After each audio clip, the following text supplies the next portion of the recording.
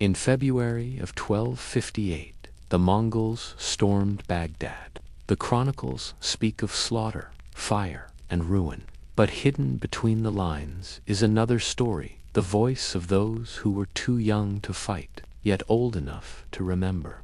This is not the tale of generals or caliphs, but of a child who walked through the ashes, who saw what history books can never fully capture, the human cost of empire. The city before the fall. Baghdad in the 13th century was a city unlike any other, a jewel of the Islamic world whose splendor seemed eternal, its streets flowing with the energy of a civilization at its height. A place where the fragrance of jasmine drifted from hidden gardens into wide boulevards shaded by date palms, where merchants from across the known world brought silks from China, spices from India, furs from the north, and gold from Africa, unloading them in bustling markets, alive with voices in a dozen tongues, the air a constant chorus of bargaining, laughter, and poetry. Here stood the great house of wisdom, where scholars translated ancient Greek, Persian, and Indian texts into Arabic, preserving and expanding knowledge that would shape the world for centuries. While astronomers studied the heavens from observatories, physicians refined their art in hospitals that drew students from distant lands, and calligraphers adorned manuscripts with delicate strokes that turned language into beauty. The caliph's palace gleamed in white stone and mosaic, its courtyards filled with fountains that caught the light of the sun, and within its walls, courtiers and poets debated theology, law, and the mysteries of the soul. The mosques of the city, vast and intricately carved, called the faithful to prayer 5 times a day, and the sound of the muezzin's voice mingled with the music of the lute, the rattle of craftsmen's tools, and the whispers of lovers in shaded arcades, making Baghdad feel like the very center of the universe. For the child who would one day tell this story, life was simple and safe, filled with the warmth of family meals, scented with saffron and mint games played along the riverbank, and the comfort of believing that the city's great walls and divine blessing made them untouchable. For how could any enemy pierce such majesty? How could ruin ever touch a place that seemed crafted by the hands of paradise itself? And yet, in those days of peace and prosperity, when lanterns glowed golden in the night markets, and storytellers enthralled audiences with epics of heroes and kings, no one could imagine how fragile it all truly was, how quickly a city of light could be plunged into darkness, or how close the horsemen of Hulagu Khan already were, their advance like a shadow lengthening over the desert, unseen by those who still believed Baghdad would never fall. The child's life, my world, before the sky grew dark, was no grand palace or library of wisdom, but the small, sun-washed courtyard of my family's home, where my mother rose early each morning to grind grain into flour, her hands moving in a rhythm that seemed eternal, and where my father, a cloth merchant with a patient voice and weary smile, returned from the market with stories of customers who haggled too long, or travelers who spoke strange accents I tried to mimic, to the laughter of my older sister. I was only a boy, my days divided between lessons in the madrasa, where an old teacher with a reed cane made us recite verses of the Quran until our tongues stumbled and then found their way, and afternoons chasing after friends through the narrow alleys, where the scent of fresh bread drifted from bakeries and the cries of water sellers rang out as steady as a song, our laughter bouncing off the mud brick walls as we played games of chase and threw pebbles into the Tigris, believing the river was endless and that we, like it, would flow forever. At night, when the lamps were lit, our neighbors gathered in the shared courtyard, women gossiping in low tones as they embroidered cloth, men playing chess or smoking, while we children chased fireflies, our eyes wide at the flickering lanterns of passing merchants. And when the air cooled, my mother would place before us dishes of rice tinted golden with saffron, lamb stewed with apricots, bread hot from the oven, and bowls of dates so sweet they stuck to our fingers, and I thought no place in the world could be richer than ours. Even in the simple routines of rising, praying, eating, and resting, I felt a deep safety, a belief that life would always follow this gentle pattern, that tomorrow would be as familiar as today, for even when storms came and the Tigris swelled, my father would smile and say Baghdad had stood for centuries, and so it would for centuries more, and I, curled in my bed beneath the hum of summer crickets or the patter of winter rain, believed him without doubt. Sometimes I dreamt of faraway lands I had only heard about in the tales of travelers, at the market, the deserts where camels carried salt, the mountains where snow never melted, the seas beyond which men claimed the sun was born, but always I woke to the same morning sounds, the call to prayer from the mosque nearby, the clatter of pots, the murmur of voices rising as the city came alive. And in those ordinary mornings, those fragile golden days, I never imagined how quickly the laughter of children could be silenced, how fragile the walls of our lives really were, or how close already was the shadow that would tear my small, safe world apart.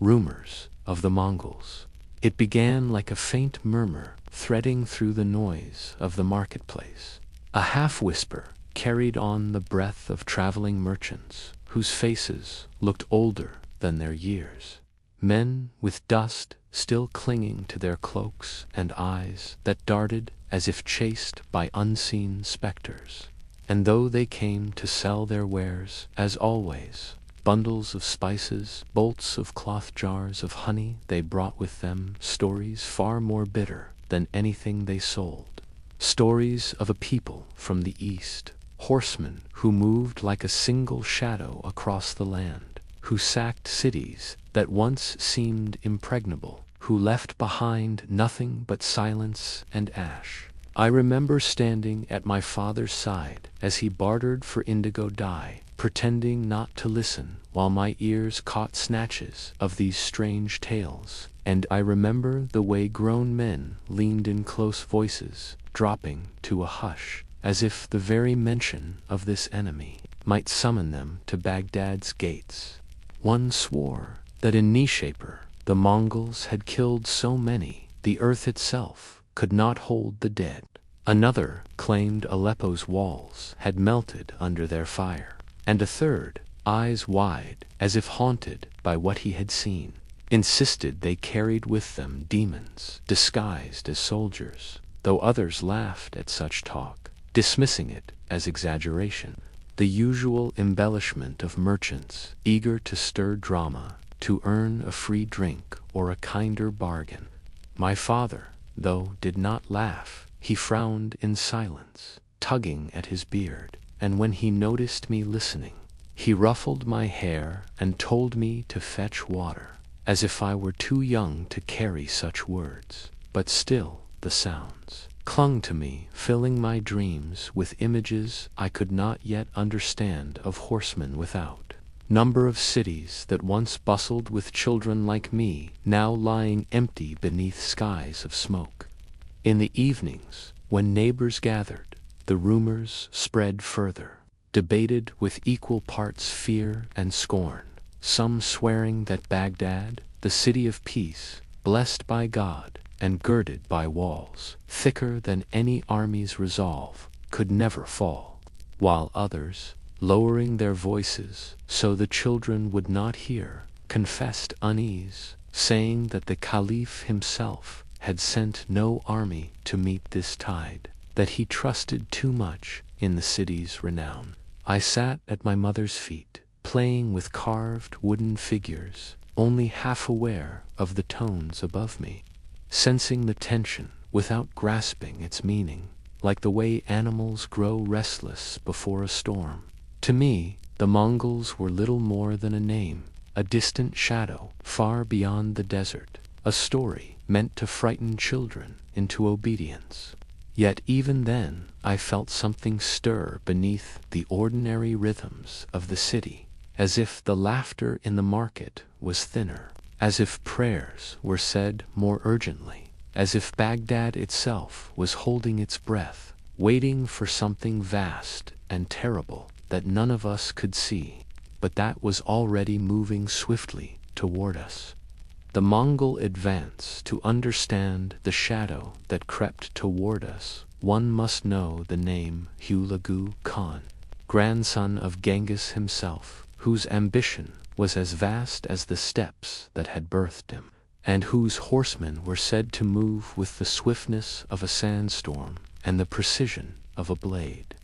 Long before their hooves reached our gates, their presence had already scarred the earth, for they had swept through Persia, leaving behind fields that once fed thousands, now trampled into barren waste, and in Nishaper, when resistance had cost them time, they answered with such vengeance that the city was not merely taken but erased, its walls torn down, its streets carpeted with corpses, its very memory intended to serve as a warning to all who might think to defy them. And still Hulagu rode westward, driving before him armies so disciplined that even kings trembled at their approach. Aleppo, a jewel of Syria, fell despite its proud defenses, and those who survived the slaughter told of towers of skulls built at the city's edge, grim monuments that announced Mongol dominion.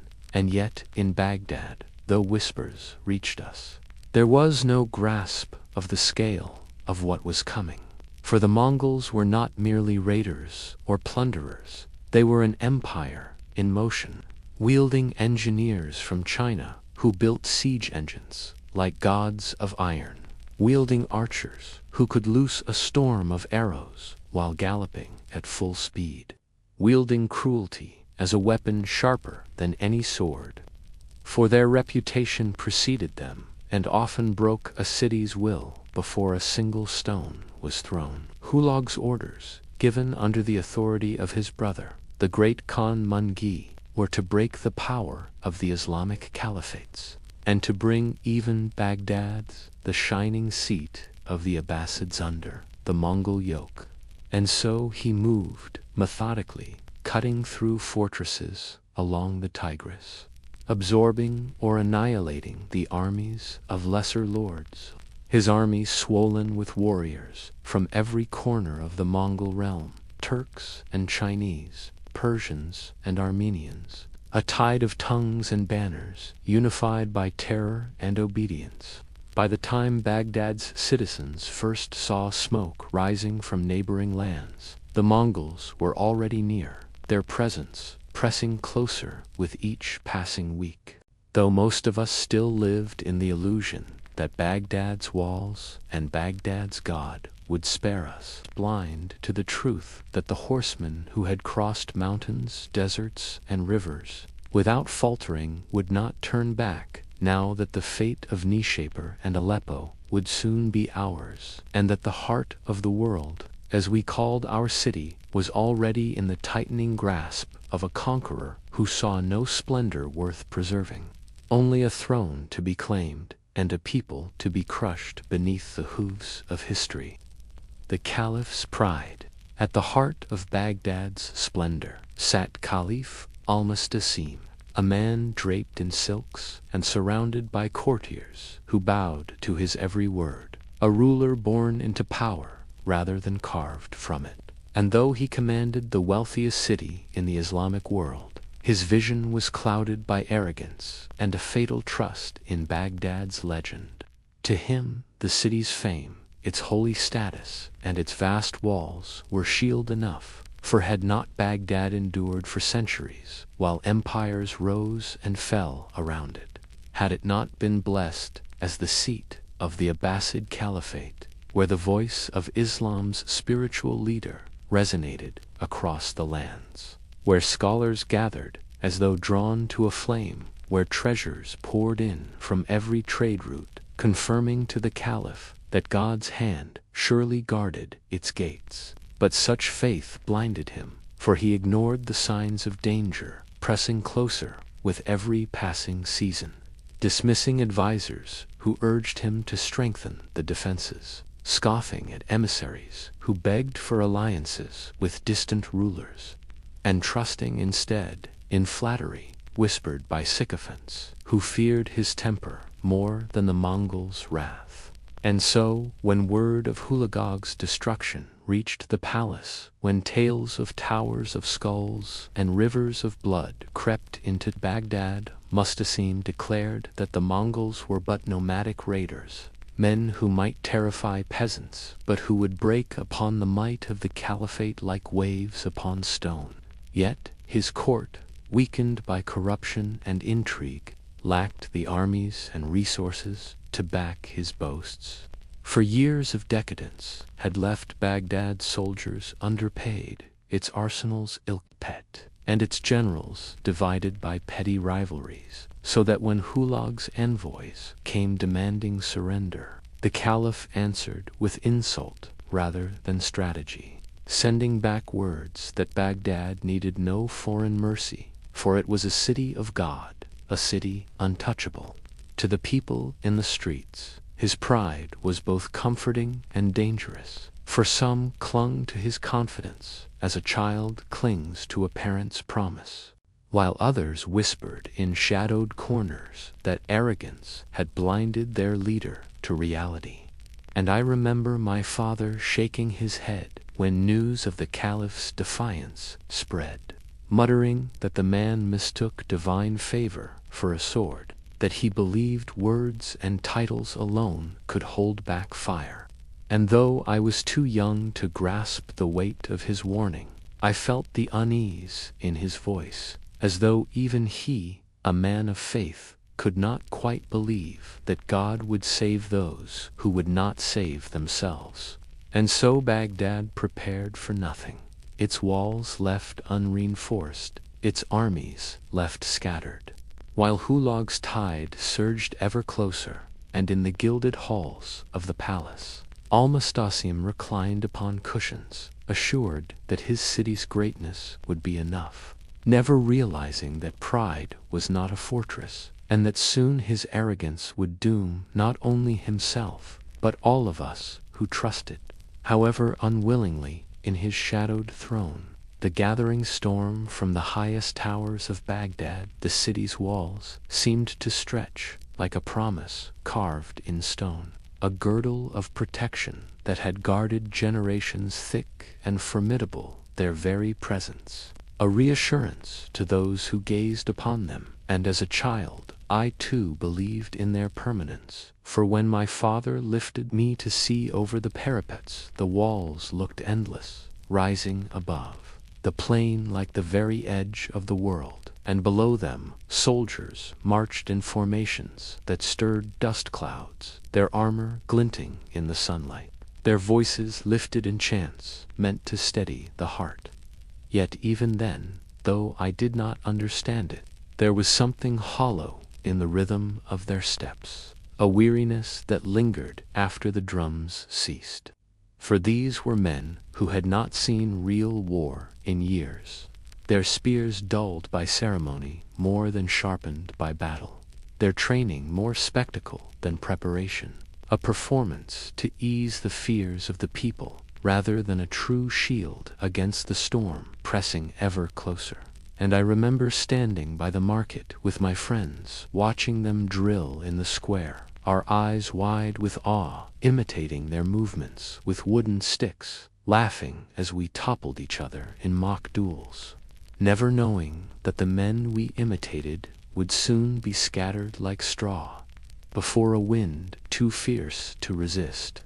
My father, who had traded cloth with caravan guards and had heard the tales of Mongol discipline, muttered under his breath that these soldiers, though brave, could not stand against an army that fought as one body, swift and merciless. And my mother hushed him, telling him not to fill the children's ears with fear. But her hands trembled as she kneaded dough, betraying the worry she tried to hide. Still, in the city's mosques, imams spoke words of reassurance, reminding the faithful that Baghdad was the city of peace, chosen by God, and that its walls, its people, and its caliph were all under divine protection. And so the citizens clung to those words, just as I clung to the sight of guards patrolling the gates, believing that so long as they stood, nothing could breach the city. But behind the facades of strength, whispers grew louder: supplies of weapons not replenished, grain stores running low from years of poor management, generals more loyal to court factions than to strategy, soldiers grumbling about wages unpaid. And though none of this was visible to me then, I sensed it in the way their faces tightened when no one was watching, in the way their laughter at the end of drills never reached their eyes. And so, beneath the blazing sun, Baghdad's defenses gleamed like a mirage, convincing from afar,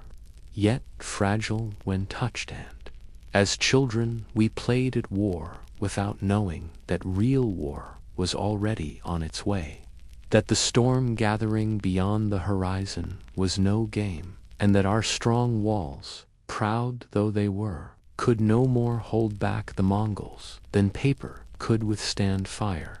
First sight of the horde, I will never forget the day the horizon itself seemed to move, when the steady rhythms of life in Baghdad fractured under a sound that at first no one could name, a low, distant thunder that rolled across the earth without storm clouds to explain it, growing heavier with each passing moment, until cups trembled on tables, windows rattled in their frames, and children clutched their mothers' skirts in frightened silence. I ran with other boys to the city walls, climbing as high as we dared, and there we saw it, a line upon the horizon that at first seemed no more than a smudge of smoke or a heat haze rising from the desert. But then the smudge thickened, spread, and resolved into the glint of countless helmets and spears, into banners snapping against the cold wind,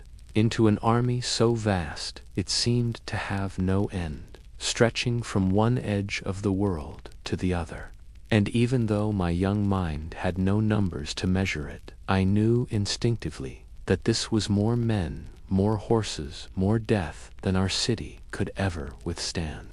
The ground beneath us quivered as the hoofbeats drew closer, a rhythm like a monstrous heartbeat, and soon even the bravest of the soldiers on the walls ceased their boasts and stared in silence, their lips pressed thin. For the stories that had seemed so far away, told by weary travelers in smoky markets, now stood before us in flesh and iron. I remember gripping the cold stone of the parapet until my knuckles ached, watching the Mongols draw nearer, their formations precise, their banners marked with strange symbols, their siege engines rumbling on wagons like creatures born of wood and iron. And my heart pounded with a terror I could not name, for though I was too young to understand the art of war, I understood in my bones that what approached was unstoppable, like a flood that breaks a dam, like fire sweeping dry grass. And around me, the whispers began, voices of women who had followed their husbands to the wall. Prayers murmured urgently pleas that God's angels would descend and scatter the horde, but no angels came. Only the rising tide of hoofbeats, the neighing of horses, the metallic clang of armor, and the harsh shouts in a tongue none of us knew. I turned to look at my father, hoping for reassurance, but his face was ashen, his jaw set. And in that moment I knew he too had no words of comfort, no shield to raise between me and what we were seeing, and the terror that filled me was not only for the army outside the gates, but for the silence inside the walls, the realization that the world I had known, the world of bread and laughter, of prayer and study, of family meals under lamplight, had already ended. For once you see the horizon turn black with horsemen, you cannot unsee it, and the thunder of their approach becomes the sound of your childhood shattering. The siege begins the morning after that first terrible sight. The horizon no longer seemed a line of earth and sky, but a wall of men, machines, and horses. For the Mongols did not merely arrive, they unfolded around Baghdad like a tightening noose, their banners rising on every side until the city was encircled, their camps spreading outward in disciplined rows that glittered with weapons and armor. And soon the silence of dread was broken by the thrum of their engines, the whir of ropes tightening, the creak of wheels dragging monstrous machines into place, catapults that loomed against the skyline, great towers of wood that looked as if they had grown overnight from the earth itself. I watched from the walls as their engineers, precise as craftsmen, assembled siege engines, piece by piece, pulling beams together,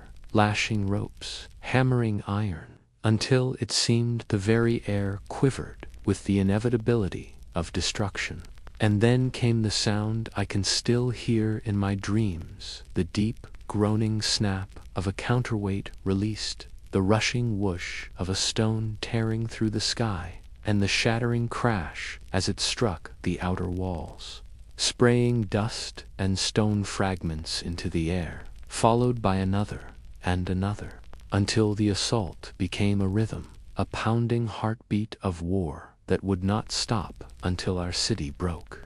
Arrows hissed overhead in black swarms, striking shields, rooftops, and flesh with equal ease. And though the Caliph's soldiers tried to answer with their own arrows, with boiling oil poured from the battlements, with desperate sallies beyond the gates, the sheer weight of the Mongol assault smothered their efforts like sparks drowned in a flood. And soon the gates were barred tight, the city sealed not by defense but by fear.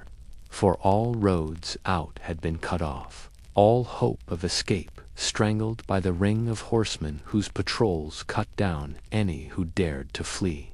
Inside the walls, panic spread as quickly as the fires the enemy launched. Women clutching children as they hurried through streets now choked with rubble. Men arguing over whether to beg the Caliph for surrender, and merchants weeping as their stores of food dwindled by the hour.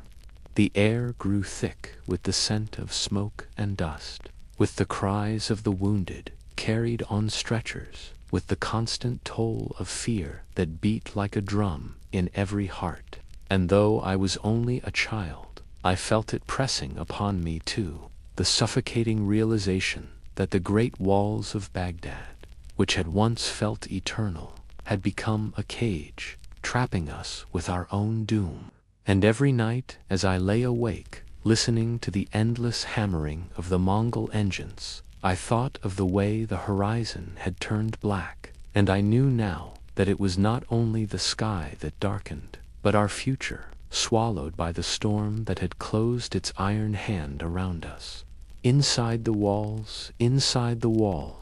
life began to shrink into something narrow and suffocating, as if the city itself were being squeezed by the iron grip of the Mongols outside, and for me, a child. The days no longer had the gentle rhythm of school, meals, or play, but instead blended into one endless sequence of hunger, fear, and sound, always sound of stones crashing into stone, of towers groaning as they crumbled, of the steady beat of drums outside. The walls that seemed to mock us with their reminder of power. The air in Baghdad thickened with a bitter haze of smoke and dust, so that every breath burned in the throat. And when I ran through the courtyard to fetch water, my feet left prints in the gray powder that settled over everything like a slow snowfall of ruin. And though my mother tried to boil lentils or stretch a loaf of bread into a meal for the 5 of us, the markets had emptied within days. The granaries were locked away for soldiers, and neighbors began whispering of famine even before the true starvation began, their voices trembling with the knowledge that we were trapped, unable to flee, unable to find relief. The mosques rang with prayers louder than ever, desperate supplications rising like smoke toward a sky that gave no answer, while in the streets children cried for food and water, their bellies swollen and their eyes ringed with shadows. And the men who once strode proudly with swords now moved like beaten dogs, their armor dusty, their faces haunted. For they could not shield us from the stones that fell without end, nor from the unseen fear that seeped into every corner of our homes. At night, as I lay pressed between my mother and sister, I would hear the walls tremble with the bombardment, the sharp crack of timber snapping, the sickening thud of stone collapsing into homes. And sometimes I thought the whole city was groaning in pain, every building alive with its own suffering. And I would clutch at my mother's robe, whispering if we would survive, though her only answer was silence and the faint sound of her weeping. In the mornings, when the sky turned faintly red with dust and fire, I would climb to the edge of our rooftop and see smoke rising from different quarters of the city, sometimes whole neighborhoods aflame, and people staggering through the alleys with their faces streaked in soot, carrying whatever little they had left. And though the caliph's banners still fluttered from the palace, and the soldiers still patrolled the walls, their voices were quiet now, their shouts hollow. For all of us could feel what no one dared to speak aloud, that the walls which had always promised safety now felt like a tomb, and that the air, heavy with dust and dread, was slowly teaching us how to breathe in despair. The people's pleas, the longer the siege pressed down upon us, the more the people turned their anger and desperation not toward the horsemen outside the walls, but toward the man in the golden palace who refused to yield. For though the caliph still paraded his faith in divine protection, the citizens of Baghdad, hungry, sleepless, and suffocating under the endless thunder of Mongol stones, begged for negotiation, for mercy, for a chance to survive. And I remember the first time I saw them, a procession of scholars, merchants, and imams filing through the streets toward the palace gates, their robes gray with dust, their voices hoarse with pleas that echoed like the cries of the city itself. And though I was only a boy, clinging to my father's side, I felt the weight of their words, that the caliph must send envoys, that the city must submit. For Hulagu Khan was no ordinary enemy, but a storm that swallowed empires, and pride would not shield us from his wrath yet, waving away their fears as cowardice, insisting that Allah's hand would guard the jewel of Islam.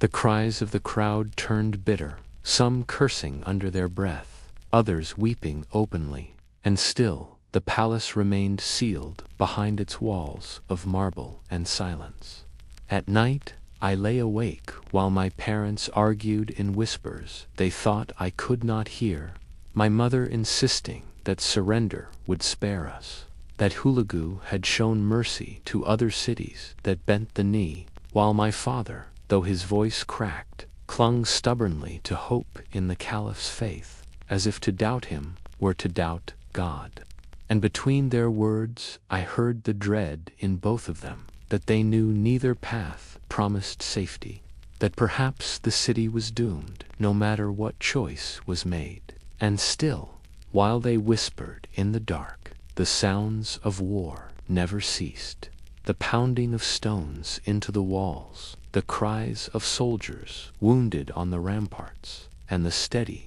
merciless drums outside, like the heartbeat of some monster waiting to devour us. Neighbors gathered in corners of the alleyways, their voices carrying into our courtyard as they debated escape. Some insisting there must be a way out through secret gates, others certain that to run was to invite slaughter, and in the markets where nothing remained but dust and scraps. Men and women turned their hunger into fury, spitting curses at the Caliph who dined in comfort while their children starved, though none dared speak too loudly, for fear of soldiers still loyal to him. I, too young to weigh politics or power, only felt the sharp divide tearing through our home, through every household, between faith and survival, between loyalty and despair. And when I asked my mother if the Caliph was truly our protector, she only pressed her lips against my forehead and told me to pray harder,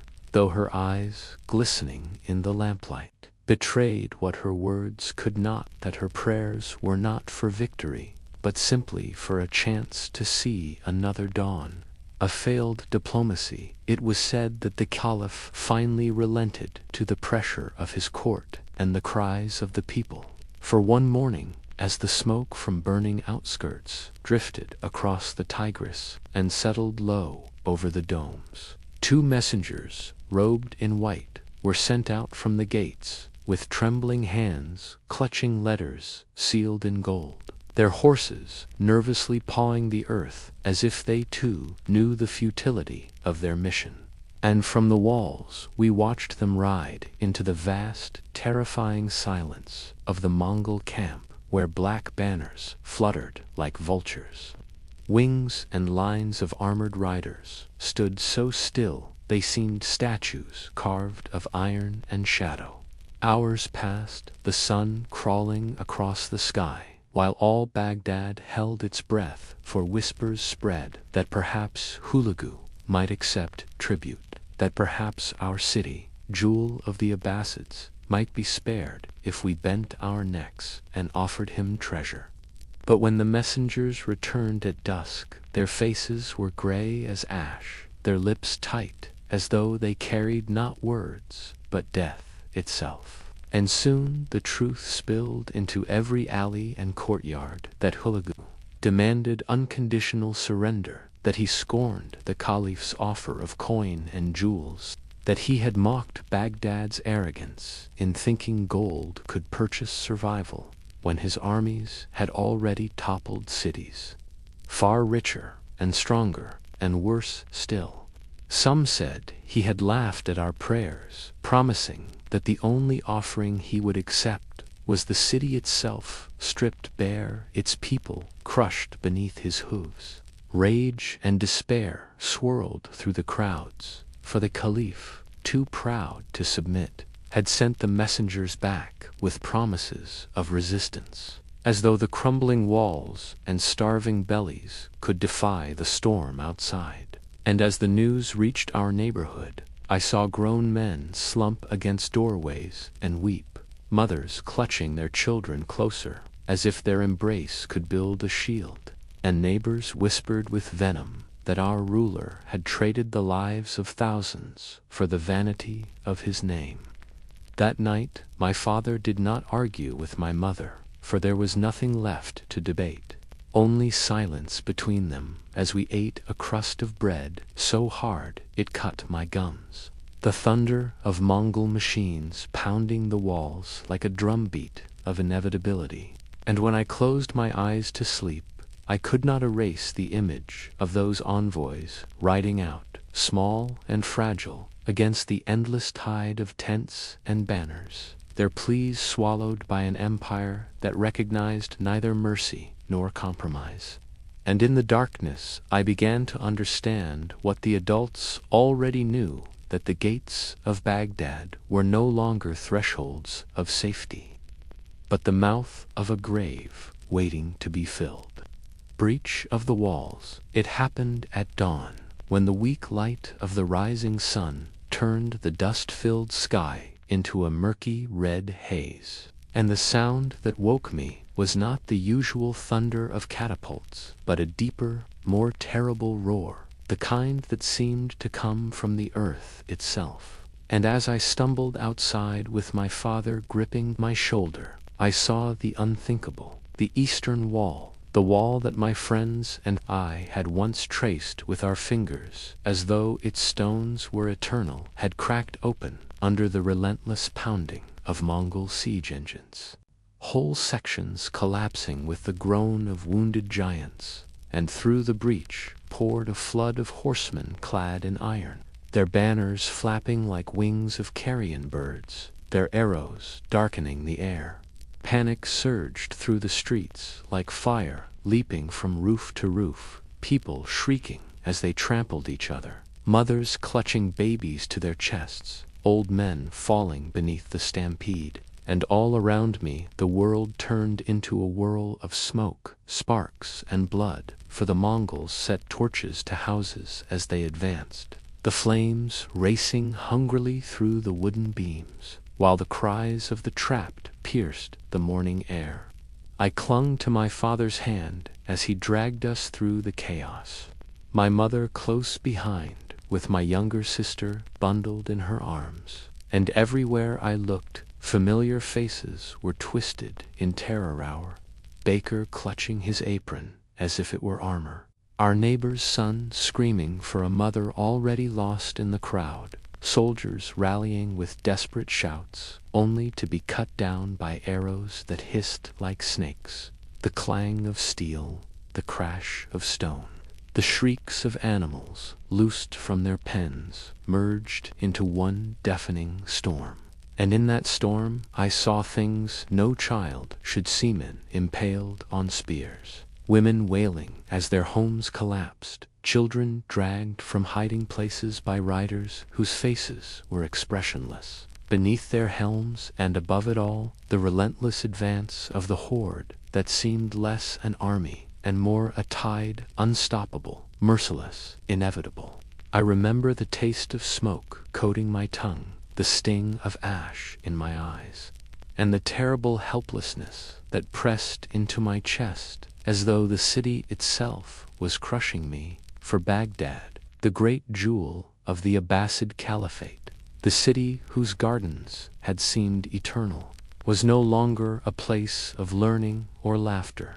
but a battlefield drowned in fire and despair. And in that moment of collapse, clutching my father's hand so tightly my nails dug into his skin, I understood that the world I had known, the ordinary days of bread, laughter, and study, had been torn away forever, replaced by a nightmare from which there was no waking, the first massacre. The sound of the walls falling had not yet faded when the killing began in earnest. And though I had thought the breach itself the most terrible thing I would ever witness, it was only the opening of a darker curtain. For the Mongols poured into the city like wolves loosed among sheep, their blades flashing in the smoke-clogged air, and men everywhere. Men were the first to be seized, cut down, dragged from homes, slaughtered in the streets with such precision and swiftness that it seemed less a battle than a harvest, their cries rising and falling in a sickening rhythm like waves upon a bloody shore. From the cracks in the cellar door where my family and I huddled, I saw shadows flit across our courtyard, neighbors pleading in voices broken with terror, their hands raised as if surrender meant mercy. But mercy was a word the Mongols had long forgotten, and the only answer was steel. The screams that followed etched into my ears forever, each one a note in the symphony of destruction that enveloped Baghdad. My mother pressed her hand against my mouth to still my sobs. Her other arm wrapped around my sister, while my father crouched near the door with a kitchen knife clutched in his fist, though even I, a child, knew such a blade was no match for men who carried curved swords and moved with the cold efficiency of hunters trained since birth.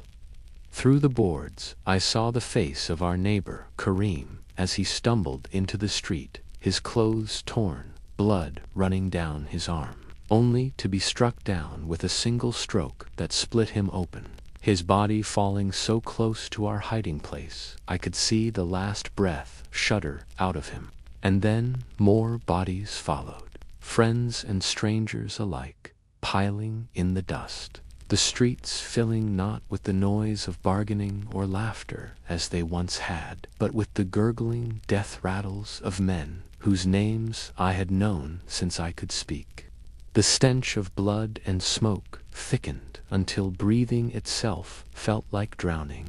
and all the while the killers moved on, systematic, relentless, their boots splashing in crimson puddles as they pressed deeper into the heart of the city, leaving behind silence broken only by the moans of the dying. In the darkness of that cellar I realized, with a clarity that tore at my chest, that Baghdad was not only losing a battle, but its very soul, for each man cut down was not merely a body, but a fragment of the city's life, its libraries, its markets, its prayers, its laughter, all extinguished one by one in the massacre that marked the beginning of the end. And though I pressed my face into my mother's shawl to block the sounds, the echoes seeped through, and I knew with the certainty of a child who has grown up too quickly that we would not leave this night untouched if we left it at all. Flames of knowledge, I will never forget the day the sky above Baghdad turned the color of ash and sorrow, not from the sun being hidden by clouds, but from the smoke that billowed upward in great black plumes as the house of wisdom, the pride of our city, the heart of learning for the world, was consumed by fire. Its vast halls, where scholars once debated the mysteries of the stars and the subtleties of the human soul, reduced to a furnace of crumbling stone and burning scrolls,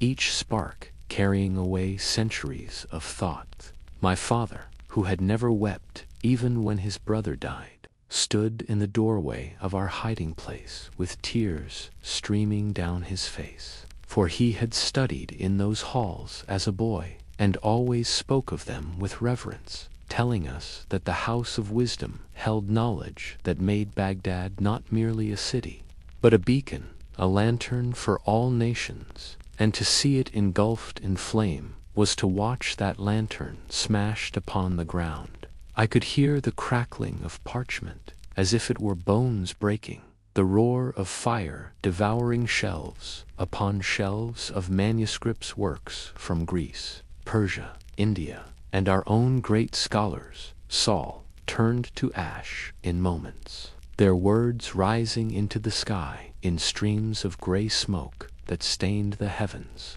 while Mongol soldiers, drunk on blood and conquest, laughed as they hurled books into the river, their leather covers breaking apart in the water until the Tigris itself ran black with ink, an ink that would never again be read or copied, an ink that carried with it the wisdom of ages drowned beneath the boots of men who cared nothing for it. My father whispered prayers between his sobs, prayers not for our safety, but for the souls of those who had tended those books and guarded them like treasures. Men now slaughtered beside their shelves, their pens and minds silenced by swords, and I felt his hand clutch mine with a desperate strength, as if by holding on to me he could hold on to a future that was already slipping away. My mother tried to draw him back, but he would not look away from the smoke that curled higher and higher, blotting out the stars that he once told me we could read like words on a page. And in that moment I understood that something greater than buildings or people had been murdered, for what burned was not only parchment and ink, but the memory of humanity itself, a memory no one would ever be able to rebuild fully, and though I was too young to grasp the depth of what was lost, I knew it was something irreplaceable, something sacred, and the grief in my father's eyes was so raw that it seared itself into me forever. A grief deeper than fear, the grief of watching light itself be strangled by smoke. The Tigris runs black the morning after the fires that consumed the House of Wisdom. I crept with my father and mother toward the banks of the Tigris, drawn not only by fear, but by a terrible curiosity. For we had heard from whispers that the river itself had been transformed, and when we reached its edge, the sight before me was something so strange, so unearthly, that it froze me in place. The once bright waters, which I had watched shimmer gold beneath the rising sun on countless mornings, now rolled by as a sluggish, dark current, thick with soot and stained with ink, until it seemed the very veins of the earth had bled out their lifeblood, and the smell was unbearable. A mingling of damp parchment, scorched leather, and the acrid stench of smoke that still hung heavy in the air, as though the river carried not only the bodies of the slain, but also the ghostly remains of words themselves. Scraps of pages floated past, their ink bleeding into the water like wounded things. Lines of poetry dissolving into gray swirls before my eyes. Diagrams of stars, formulas of medicine, parables of philosophy, unraveling in the current, until nothing remained but a shadowy murk that no longer reflected the sky. The Mongols had dumped cart after cart of manuscripts into the river, laughing as if drowning knowledge were a sport, for the surface was still and unnatural, carrying with it a silence more terrible than the roar of flames. My father, standing at my side, bent low and reached toward a floating scrap of paper that brushed against the reeds his hands, trembling as he pulled it close and lifted it free, but the ink smeared instantly upon his fingertips, leaving only black stains and illegible lines where once there might have been wisdom of a great thinker. And he let out a sound half-gasp, half-sob that made my mother clutch his arm tightly, whispering for him to let it go, that it was gone, all of it gone. Yet he could not look away, staring as the river rolled on, dark as night, as though Baghdad itself had bled its heart into the water. I, too, stared, transfixed, trying to understand how something so permanent as words could be made to vanish. How a river that once gave us life now carried death. And in the eerie quiet that stretched along its banks, I could almost hear voices whispering from the drowned books, echoes of scholars debating, of poets reciting, of physicians teaching cures, all swallowed by the black flood. A chorus of ghosts carried downstream to vanish into the horizon, and in that moment, though I was only a child, I felt the enormity of a truth settle inside me, that some losses are greater than life or death, and that the Mongols had not merely slain men, but had struck at the very soul of the world, leaving us with nothing but the stench of ash and a river that no longer reflected the heavens, but only a dark, endless morning.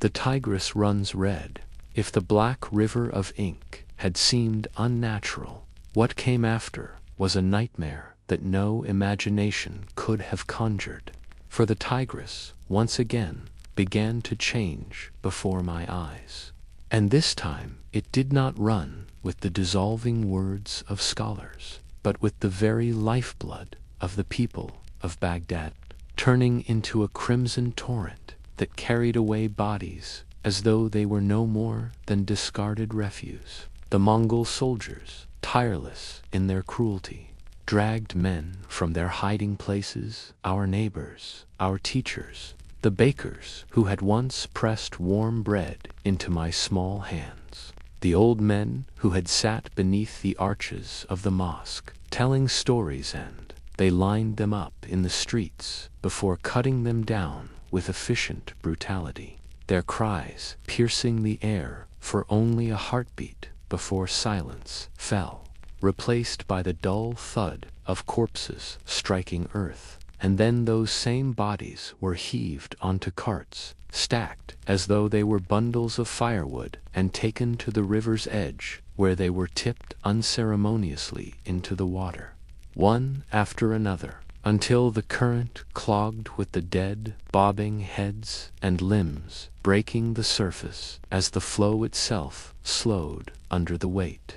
I remember standing behind the crumbling wall of a ruined courtyard, clutching my mother's hand so tightly my nails dug into her flesh, watching as soldiers hauled away the family who lived 2 doors down, the mother screaming and clawing at the earth as they dragged her by the hair, her 2 young sons clinging to her skirts until a sword's flat struck them aside, and I wanted to cry out, to run to them.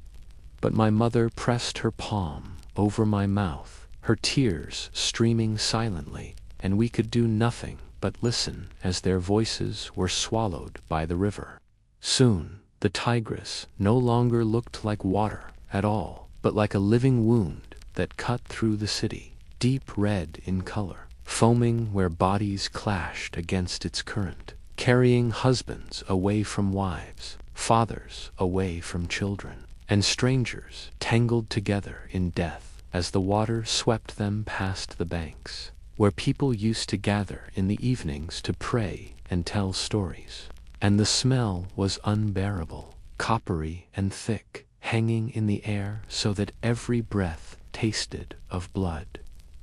My father whispered that the river had become a graveyard too vast for any prayer to sanctify, and in my childish mind I imagined that the river itself had grown, angry, rejecting both the ink of wisdom and the blood of innocence, forcing us to see what we had lost, a reminder written not in words but in a tide that would never wash clean. And as the sun sank low over the city, casting the red waters into a deep, hellish glow, I knew I would never again look at the Tigris as a giver of life, for now it was a thief, a devourer, and the keeper of all that we loved and could not save.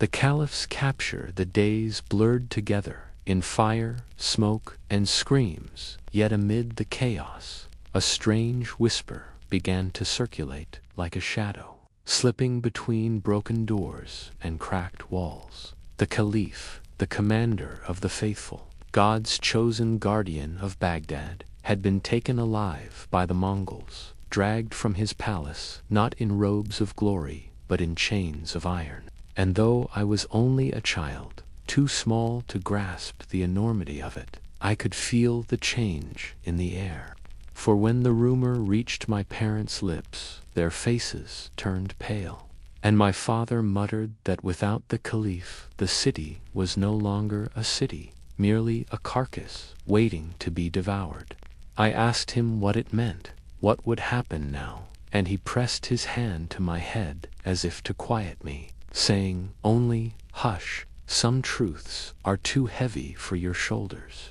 But I caught fragments of the stories whispered among survivors, how the caliph had believed until the last moment that divine protection would shield him, how he had mocked Hulagu Khan's demands with words that now rang hollow, and how, when the palace gates were breached, he was found trembling in a chamber with his family, his treasures piled around him like useless idols, the golden coins glinting in the firelight even as soldiers bound his hands. The stories shifted with each retelling. Some said he was paraded through the ruined streets, so the people could see their protector undone. Others that he was hidden away in a tent where his cries could not be heard, but all agreed on the ending, that Hulagu, unwilling to spill royal blood, ordered him wrapped in a carpet and trampled beneath the hooves of horses until life left him,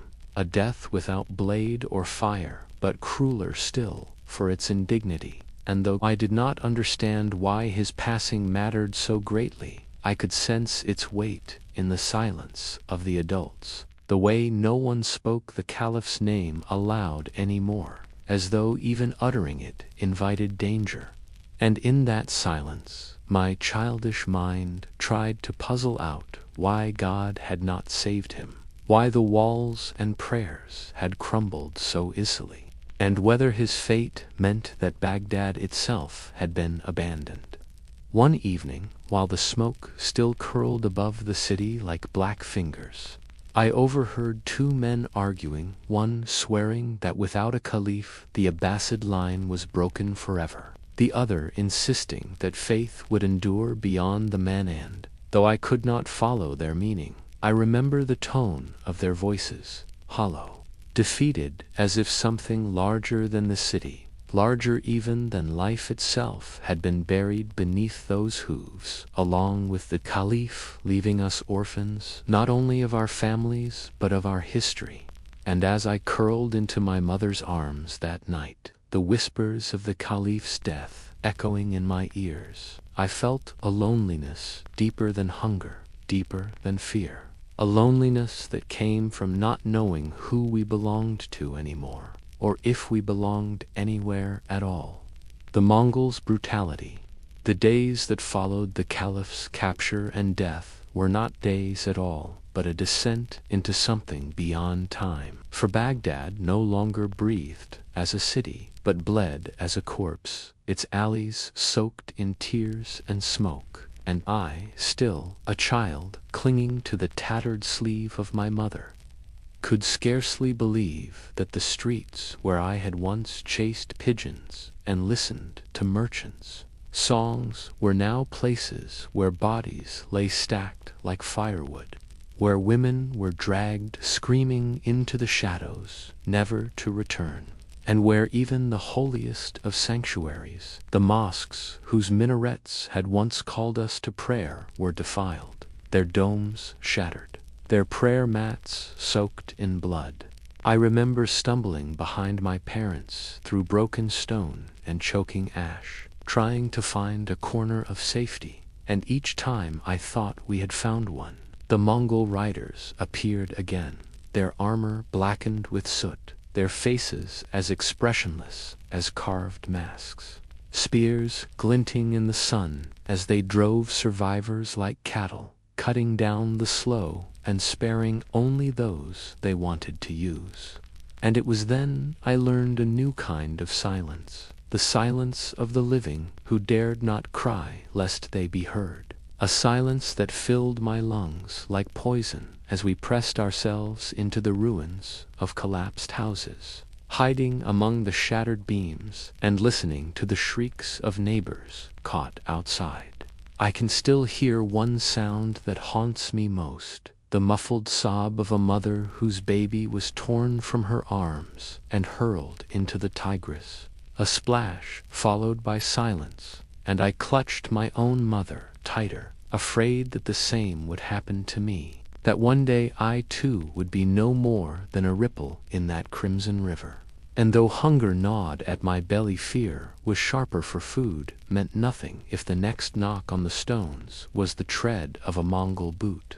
I recall one evening when we crept into a mosque that still stood its minaret, leaning like a broken tooth, and found it littered with corpses of men who had tried to defend it, their hands still clutching Korans, their pages torn and blackened, and my father fell to his knees in despair, whispering that the soul of the city had been murdered, that what we walked among was not Baghdad but its ghost. I did not fully understand, but I knew enough to realize that we no longer belonged to ourselves, that even the air, thick with smoke and rot, belonged to our conquerors. And as I crouched in the dark, listening to the horses outside and the distant laughter of soldiers drunk on blood, I began to feel that I too was vanishing, that soon there would be nothing left of me but ashes carried by the wind over a city I no longer recognized, a mother's protection in the endless night that Baghdad had become, when the stars above were drowned by smoke and the cries of the dying carried louder than the call to prayer. My mother became my only lantern, For though the world had collapsed around us, she guarded me with a devotion fiercer than the steel of any Mongol blade. And I remember one evening when hunger roared so loudly in my belly that I thought I might collapse upon the stones. She reached into the folds of her tattered robe and withdrew a small parcel wrapped in cloth, bread so hard it could have been mistaken for stone, a few dried figs, and a sliver of cheese, treasures she had hidden away even as her own body grew thin, her cheeks hollowed, her lips cracked with thirst, and with trembling hands she placed them before me and urged me to eat, smiling through the ash smeared across her face as though this moment were a feast, though I knew she had denied herself for days so that I might survive. And as I chewed each morsel slowly, tasting not the food itself, but the love that carried it to me, I looked into her eyes and saw a strength that seemed unbreakable, a light that defied the darkness crouching at our door. And for the span of those few minutes, I believed we might endure, that somehow she could shield me from the iron fists outside and keep me in a cocoon of her warmth. But even as I ate, I could hear the world reminding us of its cruelty, the distant clash of swords, the laughter of soldiers, the thud of bodies striking the earth. Yet her presence dulled the terror, and I pressed close to her, my head against her chest, listening to her heart beat steady, determined, a rhythm of life insisting upon itself while Baghdad lay dying. She whispered to me then, telling me stories of when the city was alive, of bustling markets, of scholars debating under the domes of the House of Wisdom, of gardens where roses climbed walls like fire. And though I had seen some of these wonders with my own eyes, it felt as if she was conjuring them anew to replace the horror outside, planting memories in me that would not wither even if the city's stones turned to dust. And I realized then that love was its own rebellion, that her act of saving food and giving it to me was not only protection but defiance, proof that the Mongols could destroy our walls, our libraries, and even our caliph, but they could not snuff out the bonds of blood and spirit that held us together.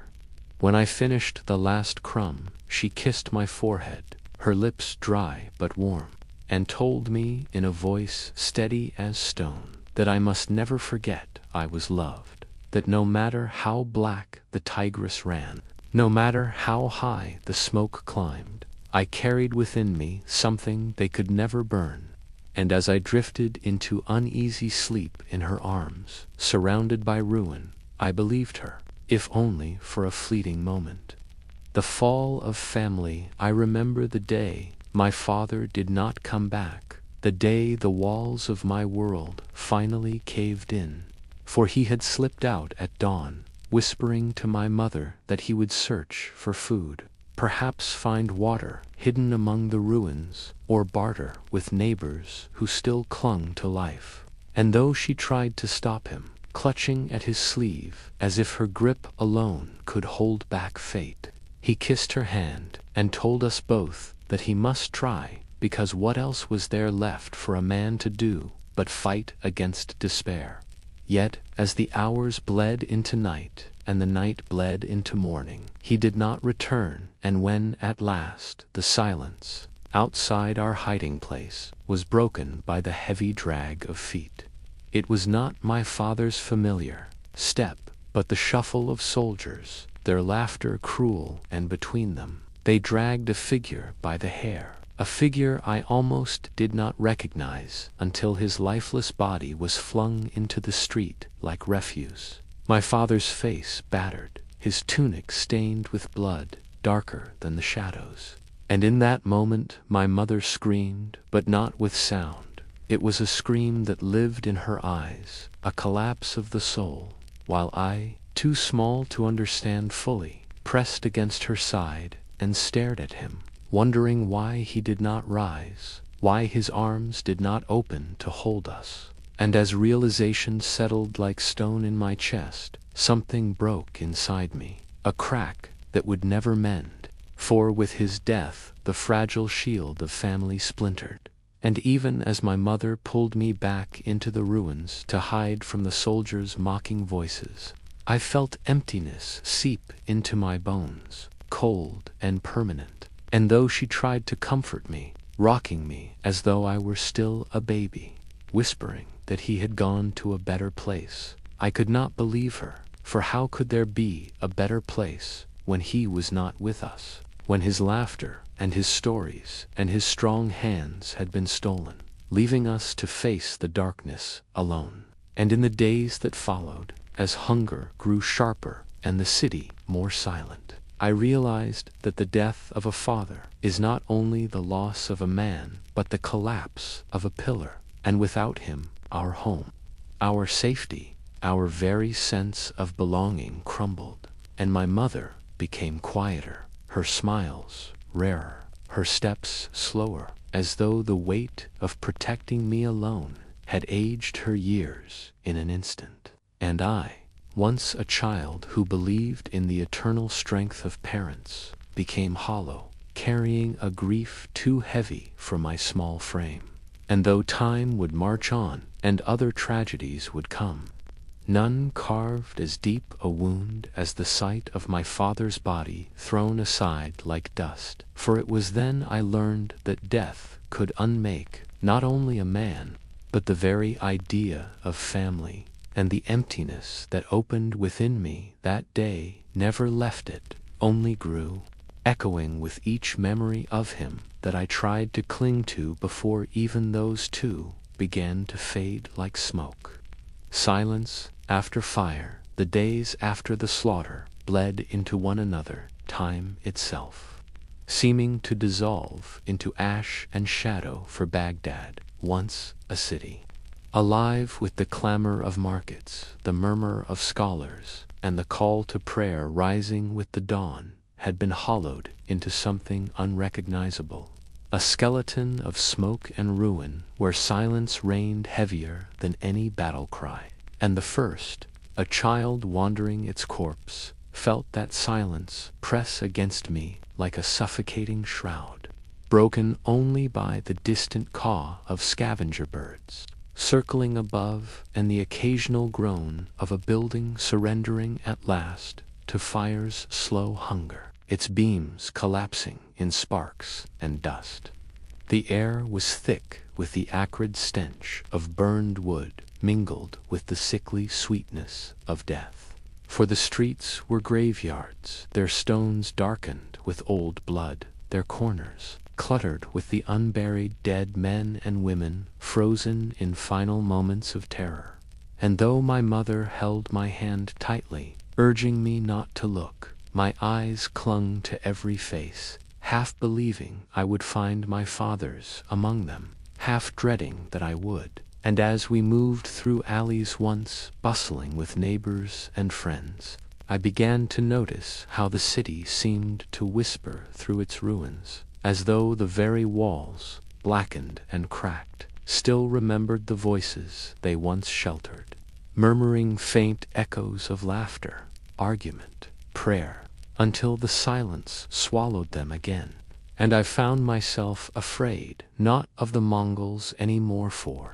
they had taken what they came for and moved on, but of the emptiness they left behind. An emptiness so vast it felt alive, prowling around me like a predator, waiting for me to slip. And as we scavenged for scraps among toppled stalls, stepping carefully over the brittle hands that reached forever toward heaven, I felt the world had ended, and somehow we had been left behind in its ruins, survivors not of life but of its absence. And though I was too young to grasp the full weight of what had been lost, the libraries, the mosques, the families torn up, I understood in my bones that Baghdad had died, that the silence was not peace but mourning. And when night fell, painting the sky the same sooty black as the smoke that still rose in thin spirals from the heart of the city,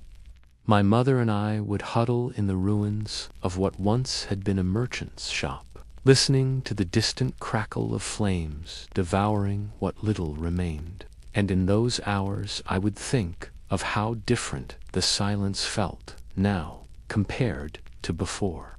For once, silence had meant rest, the hush of night before dreams, but now it meant loss. The void left where voices, footsteps, and songs had been torn away. And as I pressed against my mother's side, her arms thin but firm around me, I knew that though we were alive, we were living inside a grave, wandering among ghosts, with only silence as our companion. Encounter with a Mongol soldier, it happened in a moment that stretched into eternity, a breath of time in which my heart seemed to stop, and the world shrank to the size of the alley where I stood, clutching my mother's hand as a Mongol soldier, taller and broader than any man I had ever seen, emerged from the drifting smoke. His armor smeared with the grime of battle, his eyes like chips of cold stone, and in that instant I was sure my life had reached its end. For I had seen what they did to others' neighbors cut down, children tossed aside, women dragged screaming into the night hand. I braced myself for the slash of his curved sword, my legs trembling too violently to run. But instead of raising his blade, he paused, tilting his head slightly, as though I were not prey, but some strange creature he could not decide whether to harm or ignore. And the silence between us was heavier than the din of all the battle I had heard before, broken only by the creak of his leather straps and the distant crackle of flames still chewing on the bones of Baghdad. His gaze slid to my mother, who knelt instinctively, pulling me behind her, her body shielding mine, her voice a trembling whisper of prayers to Allah that never fully formed. And I could feel her heart pounding through her back as she pressed me close. But the soldier did not move to strike, his hand hovering on the hilt of his weapon for what felt like an age before falling away. And in that motion I saw something, whether pity, weariness, or simple indifference, I cannot say, flicker across his scarred face. A reminder that even monsters were men, though men hardened by dust and blood and war, until their humanity was buried so deep it appeared only in these fleeting moments, then was gone. He grunted something in his tongue, sharp and guttural, a sound I did not understand, but which carried no threat, and then, with the same swiftness as his appearance, he turned his back and walked on, his boots crunching over the rubble, leaving us alive in a city where so few had been spared. And I remember standing frozen long after he vanished from sight, trembling with the realization that death had brushed me with its hand and passed by, confused by why I had been allowed to live when so many others had not. And though my mother whispered that it was Allah's will, that angels had turned his eyes, I felt instead a strange and hollow gratitude mixed with fear, because survival in such a world no longer felt like a blessing but a sentence, a command to endure more silence, more loss, more wandering through streets that had become mausoleums. And in that moment, though I was still only a child, I began to understand that life itself had become a negotiation between fate and mercy, both as fleeting as the soldiers' pause before sparing me, hidden among the ruins. The days that followed blurred into one long night of ash and whispers, for I learned quickly that to remain alive in the carcass of Baghdad was not to live at all, but to vanish, to melt into the cracks of the ruined city where the Mongols seldom looked. And so I crept into the skeleton of a collapsed home, its walls half crumbled, its roof gone, but its cellar intact, and there in the damp dark I made my refuge, covering the opening with shards of stone and broken timbers, so that to any passing eye it would appear no more than another pile of rubble, while inside I crouched in silence, my stomach gnawing at itself, my ears straining always for the heavy footfalls of soldiers or the weeping cries of those still being dragged from hiding.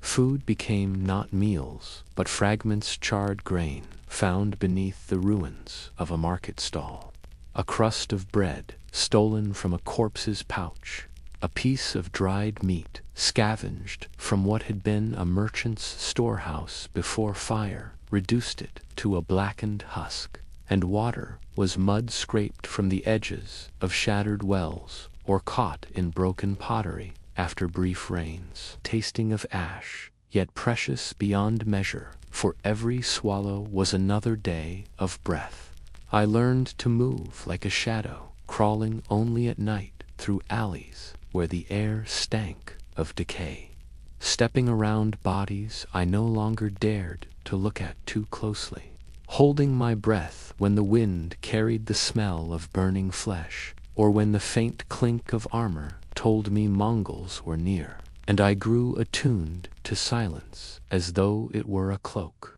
I could wrap around myself, learning to still even the sound of my own sobs, for in this new world tears made noise, and noise meant discovery. Sometimes I would glimpse other survivors, their eyes wide and hollow, like mine, darting from ruin to ruin, but we never spoke, never acknowledged one another, for trust was as dead as the city, and the only safety was invisibility, as though we had all become ghosts, drifting among the ruins of a life that no longer existed.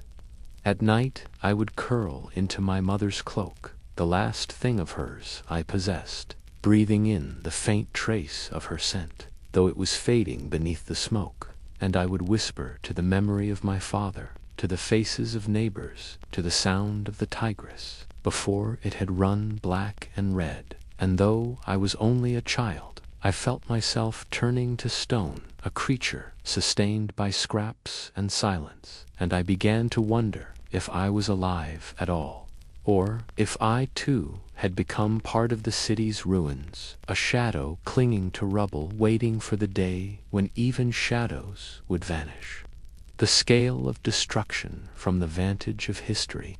The sack of Baghdad in 1258 stands as one of civilization's great ruptures, a wound so deep that its echoes reverberated through centuries. For when Hulagu Khan's forces tore through the city, they did not merely conquer, but annihilated, leaving behind devastation so complete that even the task of counting the dead became an exercise in futility, with chroniclers offering numbers that staggered the imagination. Some spoke of 200,000 souls cut down, while others, their words steeped in horror and exaggeration perhaps, insisted that the tally reached 1,000,000. Yet, regardless of the figures, the truth was plain. The city that had once been the jewel of the Islamic Golden Age, a nexus where scholars, merchants, poets, and philosophers had gathered, was extinguished in a tide of blood and flame. The House of Wisdom, that treasure of knowledge unmatched in its age, was reduced to ash and ink-slicked waters, its manuscripts torn and tossed into the Tigris, until the river itself became a black serpent winding through the corpse of the city, and the mosques once radiant with the recitation of Quran and the sermons of learned imams were desecrated, their domes cracked and their minarets broken, while palaces collapsed into heaps of stone and charred beams,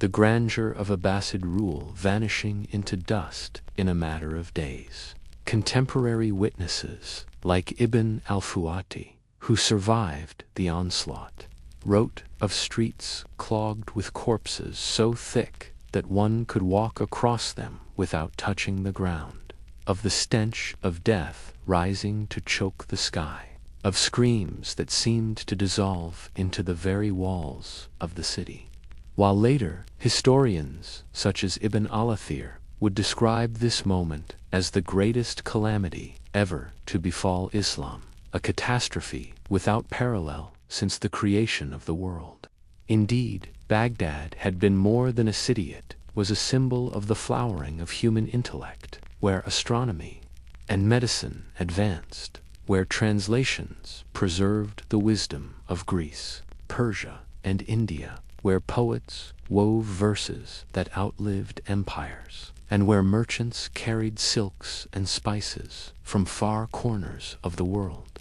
But in the span of one brutal February, all of that was undone, leaving behind only silence, smoke, and the scattered bones of a civilization that had seemed eternal. The Mongols, efficient in their destruction, spared little, slaughtering men, enslaving women, casting children into rivers or onto spear points, until Baghdad was no longer Baghdad, but a ghost city, an object lesson in the fragility of greatness. And though empires would rise again, though the Abbasid Caliphate lingered in name under Mongol oversight in Cairo, the Baghdad of Harun al-Rashid, the Baghdad of Shahrazad's tales and scholars' debates, was dead, and in its passing, the course of Islamic history shifted irrevocably. For the heart of the Muslim world no longer beat from the banks of the Tigris, but from scattered centers that tried, without ever quite succeeding, to replace what had been lost in those terrible days of fire and ruin. Echoes of witnesses. The silence of Baghdad after its fall was not merely the silence of a ruined city, but the silence that forces itself into history, demanding to be written. And in the centuries that followed, the voices of those who bore witness or who gathered testimony echoed across time, ensuring that the horror was never forgotten, even if it could never be fully understood. Among the earliest was Ibn al-Athir, who, though writing from Mosul and not from Baghdad itself, confessed in his Chronicle, Al-Kamil fi al-Tariq, that he had long delayed describing the catastrophe because the pain of recounting it was too great, his words trembling with grief as he declared it the greatest calamity to have struck the Muslim world since the dawn of Islam, an event that defied comparison. And his lament was joined by others who either saw the destruction firsthand or survived in its aftermath, most notably Ibn al-Fuwati, the librarian and scholar captured during the siege, who later, after years of enslavement, wrote of the rivers turned to ink and blood, of the devastation of learning, and of the sudden, merciless erasure of lives he had known. His writings bore the weight not of abstract history, but of lived trauma, his sentences heavy with the ache of survival, and though his testimony was fragmented, shaped by captivity, it resonated with a rawness that later historians would revisit. Then came Bar Hebrius, the Syriac Christian scholar, who recorded the sack from his own vantage, describing with sorrow the leveling of the city and the enormity of its losses, showing that the grief transcended faith, uniting Muslims and Christians alike in horror at what the Mongols had wrought.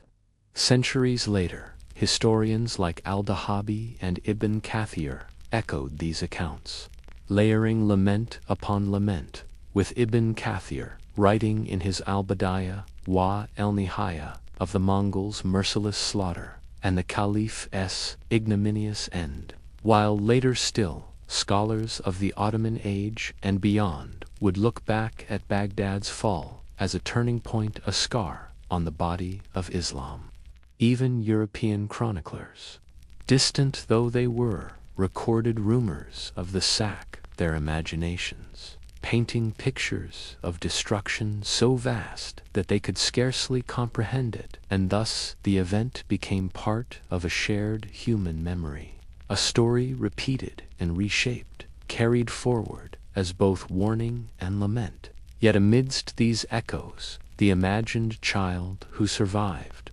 wandering among ruins, adds a voice, different from the formal cadence of scholars, one that trembles, not with historical framing, but with immediate sensation, the crack of burning beams collapsing in abandoned streets, the acrid smoke clinging to skin, the hush of a city where once there had been song and prayer. In this juxtaposition, the chronicles of historians and the imagined witness of a child, one finds a fuller picture of what was lost, not only the numbers, the manuscripts, the rulers, but the intimate fabric of human life, torn and scattered,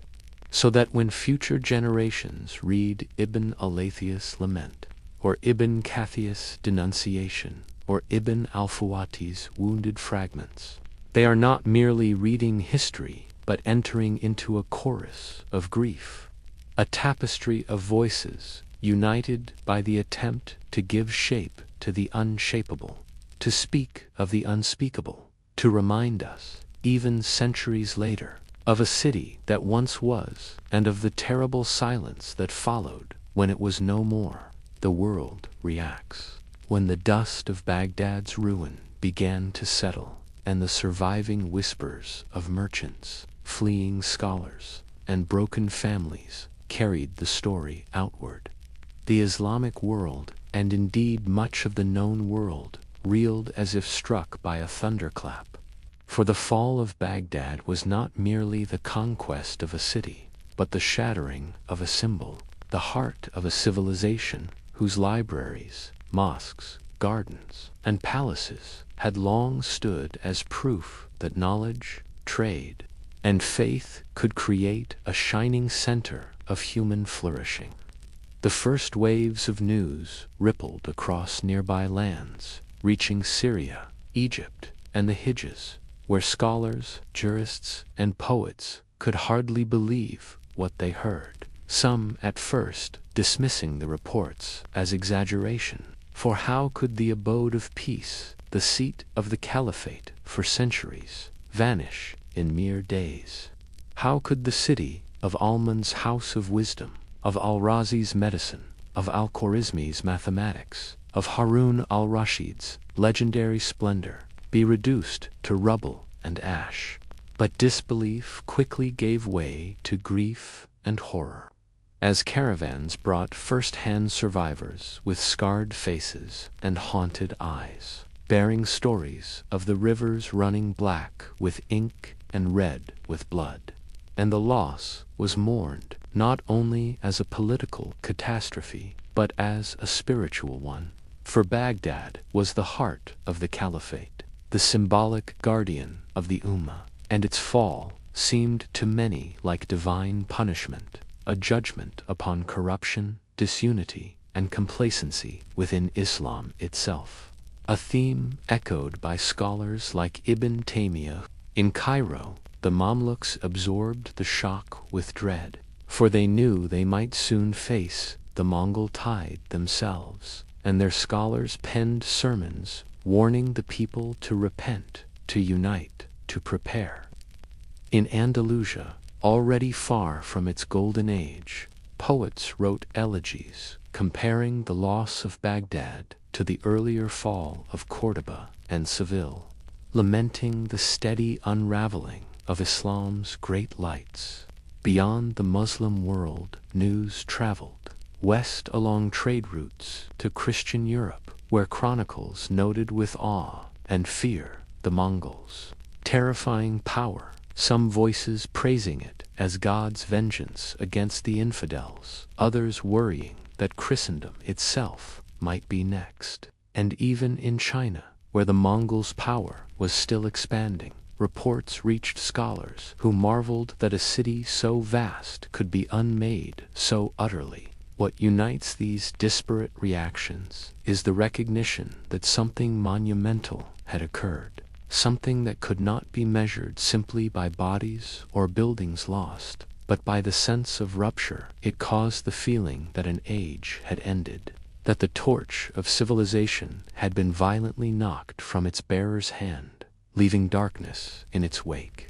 Scholars from Damascus to Fez, from Delhi to Granada, wept not only for Baghdad, but for the idea of Baghdad, the belief that there existed in the heart of the world a place where all knowledge, all culture, all faith converged, and the news of its destruction became itself a symbol, a story carried across continents, reshaping identities, awakening fears, and leaving behind the echoing question: if Baghdad could fall, what was safe? The child's trauma, the child who once ran through Baghdad's bustling bazaars with laughter on their lips, now moved like a ghost among the charred remains. For survival in the aftermath was no blessing, but a slow torment, a haunted existence where every breath carried the weight of absence. Every shadow recalled the screams that once filled the air, and every moment of silence echoed louder than the chaos had. Nights were the worst, when sleep threatened to bring rest, but instead dragged the child back into nightmares, so vivid that the boundary between dream and waking life blurred visions of Mongol soldiers bursting through doors, the faces of friends and neighbors twisted in terror, the wet sound of blades cutting through flesh, the crackle of fire devouring books and bones alike, and the smell, always the smell, the sickening mix of smoke, iron, and rot that no dream or daylight could erase. Hunger gnawed constantly, for food was scarce, and what scraps the child scavenged tasted of ash, and yet even hunger seemed preferable to the hollow ache of loss. The absence of a father whose voice had been silenced forever, of siblings whose laughter would never return, of neighbors whose names the child whispered to themselves at night in fear they might forget, as though forgetting would be another kind of death.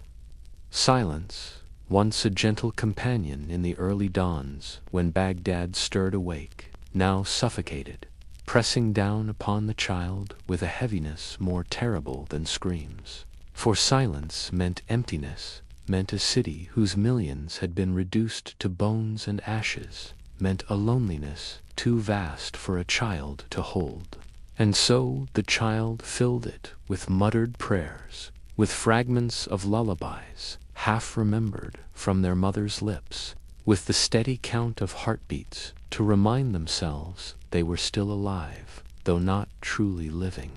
Days stretched endlessly, and though the Mongols remained, their interest in hunting the last survivors seemed to fade, leaving the child in a limbo of waiting, of drifting between ruin and ruin, clutching at memories that grew less clear with each sunrise, wondering if survival was truly a gift or merely a prolonged punishment, for the dead no longer felt pain, but the living bore the scars of memory, and every brick, every twisted body, every blood-stained river whispered reminders that could not be escaped.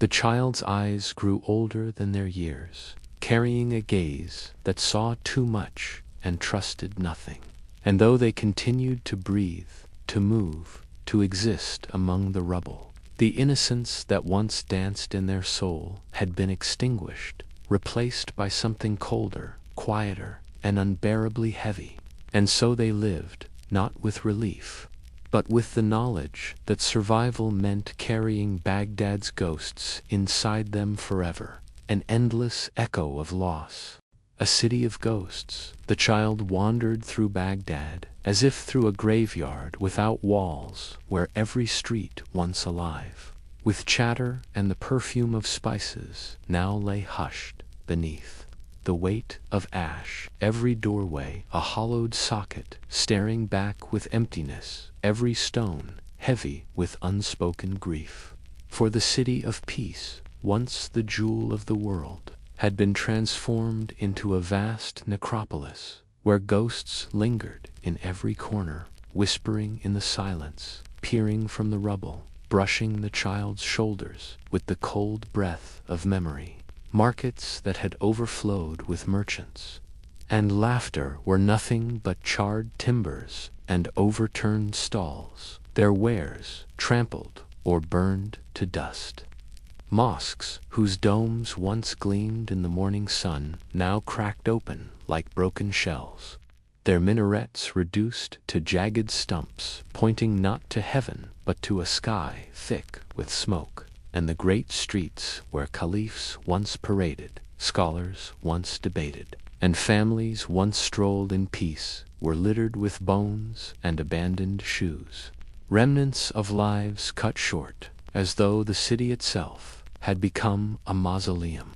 The child's footsteps echoed too loudly, each sound bouncing back as if answered by invisible companions, and sometimes they caught themselves turning quickly, convinced they had seen movement, the flash of a familiar face, the rustle of fabric, but it was always a trick of the light, a shimmer of heat rising from the scorched earth, or the wind stirring ashes into the air, like spirits taking shape only to vanish again. And yet, in the child's hollowed heart, those visions became real. For every corner of Baghdad seemed to hold the shades of those who once filled it, friends waving from doorways, neighbors haggling at stalls, a father bending over manuscripts, a mother humming softly in the dim light of a lamp.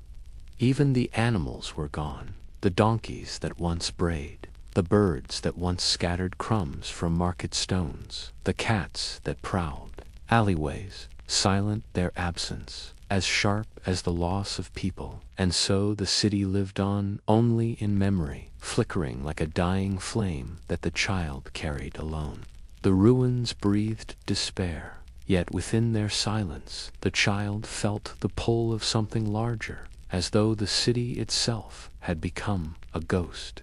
its soul torn apart yet still present, whispering in the creak of broken beams and the hiss of wind through shattered windows. And walking through it, the child felt both crushing loneliness and an eerie companionship, for though all they loved had vanished, Baghdad itself, in its ruined silence, seemed to walk with them, its ghosts shaping their every step, binding them to a city that was no longer a place of life, but a wasteland of memory, where survival meant not just enduring hunger and fear, but carrying the unbearable weight of ghosts in a city that had once been called eternal.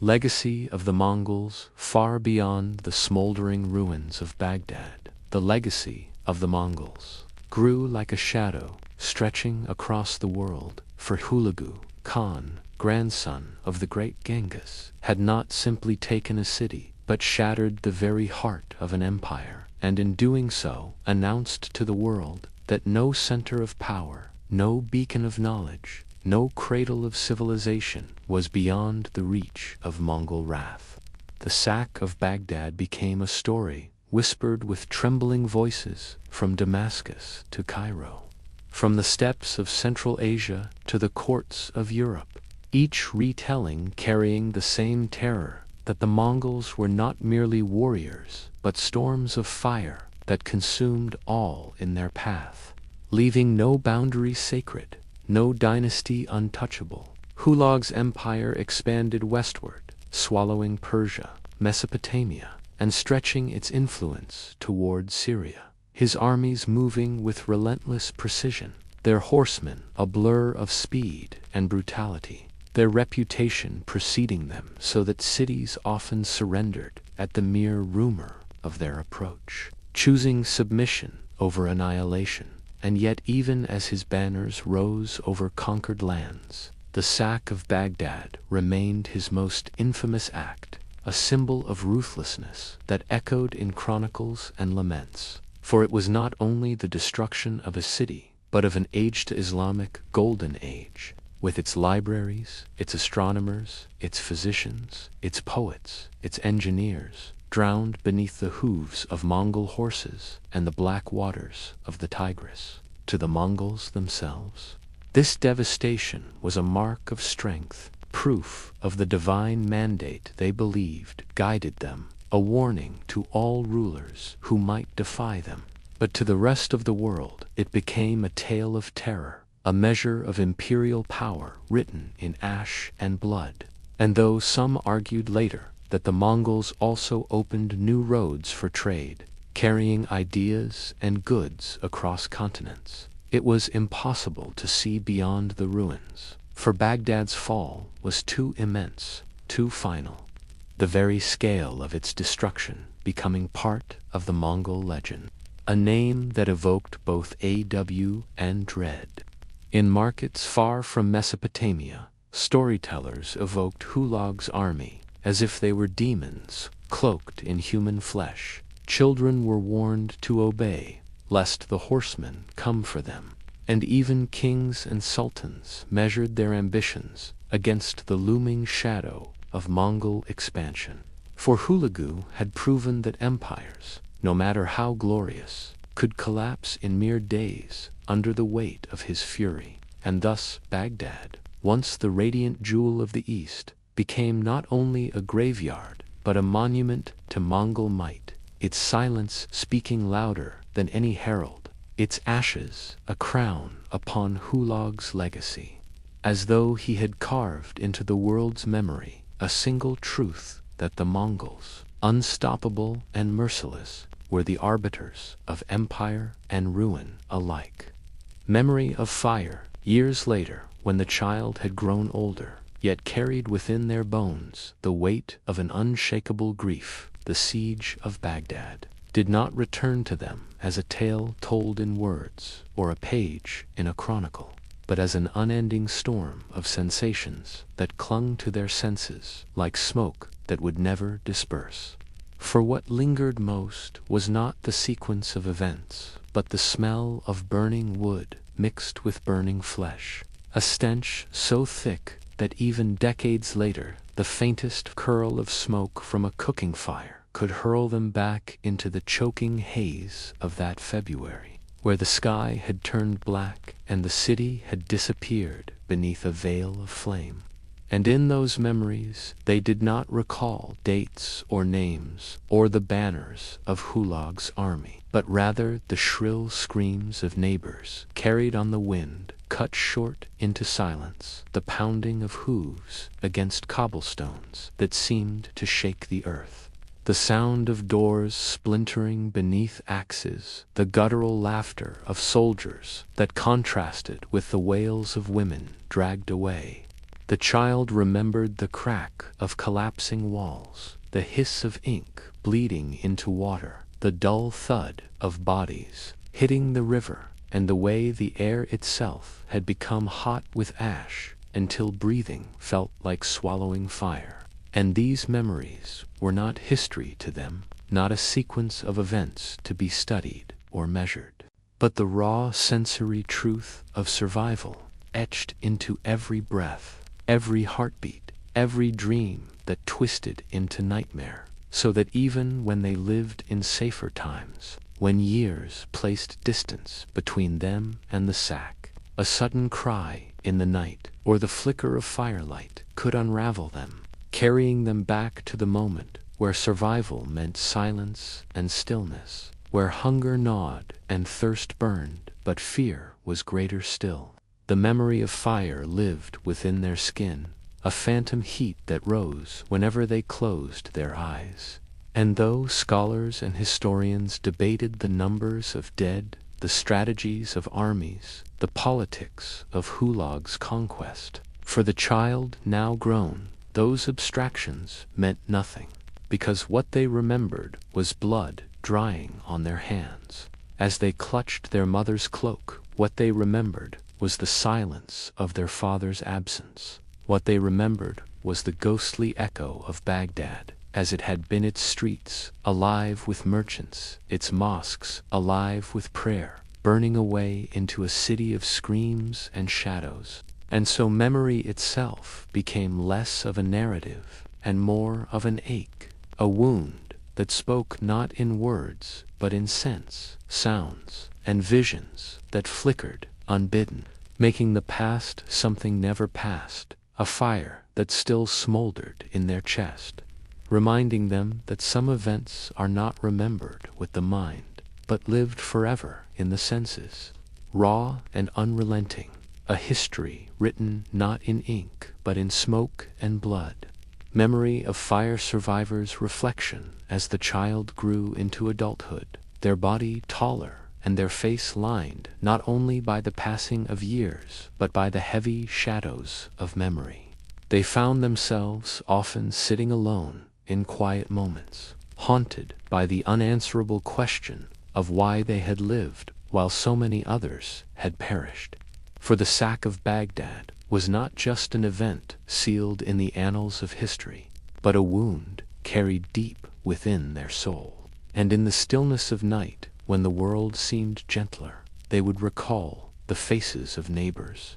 the laughter of friends, the embrace of their father, the voice of their mother, all of whom had vanished into the great silence of death, leaving the survivor with nothing but fragments of memory that cut deeper than any blade. Survival itself felt like a betrayal, a cruel twist of fate that allowed them to walk among ruins, while others lay beneath the rubble, unmarked graves in a city that had once been called the jewel of the world and every morsel of food they scavenged in those first days after the massacre tasted like guilt, every sip of water like stolen life, as though their very existence had been bought at the expense of another's, a debt that could never be repaid. As the years passed, and the Mongol Empire expanded, and whispers of the sack became stories told by scholars in faraway lands,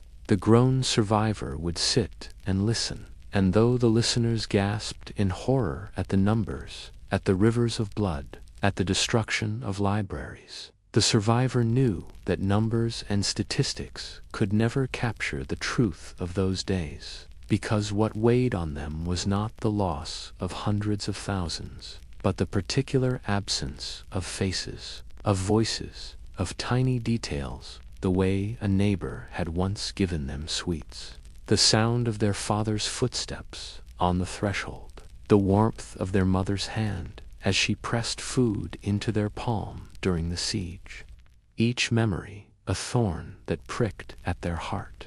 In moments of solitude, the survivor would ask why the Mongol soldier who had once seen them and spared them had let them go, when so many other children had been slaughtered without hesitation, and they would wonder if it had been pity, or cruelty, or indifference, or perhaps no reason at all, and in that uncertainty grew the lifelong burden of survivor's guilt, for it seemed easier to accept death than to live under the crushing weight of unanswered questions. Easier to be among the fallen than to stumble on alone through a broken city, a broken world, where every corner held echoes of what had been lost. Yet even as this guilt carved its shape into their soul, they carried on, unable to set down the gift or curse of survival. And in time, they came to realize that living itself had become a form of remembrance, a heavy, painful duty to bear witness, so that those who perished in the flames would not be forgotten. Their lives not erased entirely, but preserved in the broken heart of the one who, for reasons unknown, had lived. The meaning of loss, to understand the magnitude of what was lost in Baghdad's fall, one must step beyond the image of fire and sword, beyond the slaughter of innocents and the destruction of walls, and glimpse what Baghdad had represented to the world for nearly 5 centuries. For this was not merely a city reduced to ashes, but the very heart of a civilization, the fulcrum upon which knowledge, culture, and commerce turned, and in its annihilation humanity forfeited treasures that could never again be recovered. Here had stood the House of Wisdom, the fabled Beit al-Hikmah, where scholars of every faith and tongue gathered to translate, preserve, and expand upon the wisdom of Greece, Persia, India, and beyond, creating a tapestry of learning that had no equal in the medieval world, where astronomers mapped the heavens with precision, Physicians dissected and described the workings of the body. Mathematicians refined algebra and algorithms that endure to this day. Philosophers debated existence and divinity, and scribes produced manuscripts that carried the spark of human thought into the hands of generations. Here, too, ran the arteries of trade, where caravans and ships from China, India, Africa, and the Mediterranean converged, filling the markets with silks, spices, paper, and gold. And more importantly, with the exchange of ideas that turned Baghdad into a beacon of cosmopolitan brilliance. A city where a student could study medicine in the morning, listen to poetry in the afternoon, and walk at dusk beneath lamps that illuminated streets cleaner, broader, and more vibrant than any in Christendom. The Mongol conquest extinguished more than lives it drowned centuries of accumulated knowledge, for as the libraries burned and manuscripts were hurled into the Tigris, turning its waters black with ink, entire traditions of inquiry vanished. Works of science and philosophy known to no other copyist dissolved into smoke and river silt, forever beyond the grasp of future minds, so that humanity's inheritance was irreparably diminished. The loss was not merely academic but spiritual, for Baghdad had been the city of peace, a living symbol of Islam's golden age, a place that demonstrated the heights human cooperation, curiosity, and imagination could reach when nurtured by stability and patronage. And when it fell, the Islamic world not only lost its capital, but also its center of gravity, its heart torn out in an instant of brutal conquest. Contemporaries sensed this, for chroniclers spoke not only of bodies in the streets, but of the silence that followed, the stilling of a voice that had once spoken for civilization itself. And later historians would look back upon that February of 1258 as a turning point, a rupture in the fabric of human progress, when pathways of knowledge closed and doors of possibility were barred. And though the Mongols built empires, fostered trade, and patronized learning in their own ways, the specific brilliance that was Baghdad could never be rekindled. Its destruction reminding all who remember it that civilization is fragile,